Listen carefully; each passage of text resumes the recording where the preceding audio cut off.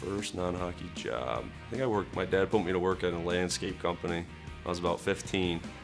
So I was a young guy, waking up at 5 a.m. and it was a tough one, but he got me through it. My first non-hockey job, I was delivering food for a catering business. So I would go to a restaurant, pick up huge trays of food, deliver it to businesses, luncheons, whatever, and my truck smelled like spaghetti one day, pizza the next, Mexican food the next. It was a long summer. I was a bag boy at Falcon Golf Club in Hudson, Quebec. Great golf club, great golf course, and that was my first and only job. That was actually on a payroll.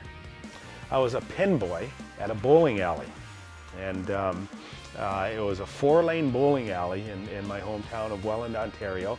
And I sat on a little bench, and I had a lane on one side and a lane on the other, and every time the pins got knocked down, I'd have to clear the alley and roll the balls back, and that was my first job. And very shortly after that came a paper boy. The local newspaper in Welland was the Welland Tribune, and I was route number 63.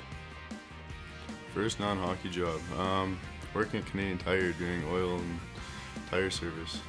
I've had a lot. I grew up on a farm, so I mean, if it was baling hay for someone in the neighborhood, or throwing hay.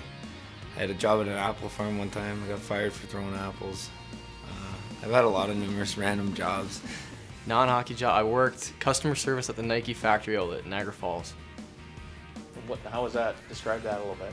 I was just basically helping customers with like apparel and fitting them with shoes and that kind of stuff. I think that was in grade 9.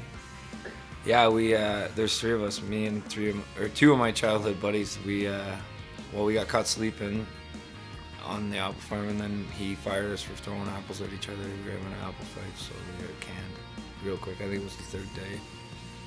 My first job outside of hockey is working for the village of Glencoe in the rec department, and that summer I was, helped Glencoe build a huge baseball facility, as all the way down to painting playground equipment, Matt. So I really enjoyed that summer, and you thank the village of Glencoe for allowing me to do that. I was I want to say a landscaper, but it's in landscaping, but it was more of a florist. I was kind of watering flowers, and there were the odd days where I was carrying fertilizer bags and stuff, but for the most part I was watering flowers and plants. And